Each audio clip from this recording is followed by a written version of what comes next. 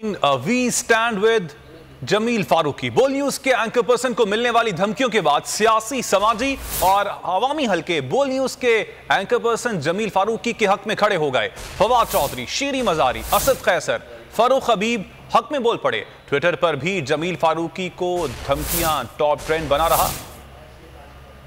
रोज जिस तरह से चेयरमैन पाकिस्तान तहरीक इंसाफ इमरान खान ने एक बड़ा पावर शो किया, ये वो सवालात हैं जिनके जवाब जानना जरूरी हैं। और जानना यह भी जरूरी है कि जो सुपर टैक्सेस के नाम के ऊपर टैक्सेस लगाए गए हैं, क्या इसका बराह रास्त ताल्लुक सिर्फ और सिर्फ अशराफिया से है?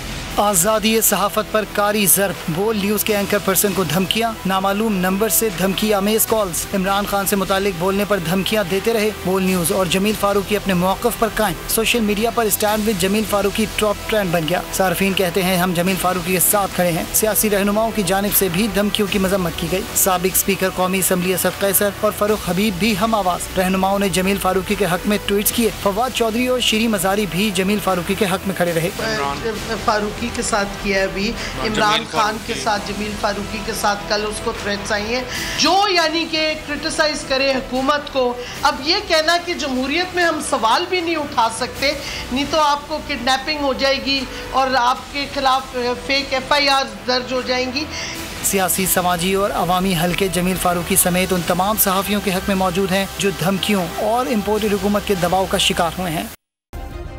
सब्सक्राइब करें और बेल दबाएं ताकि कोई खबर रह न जाए।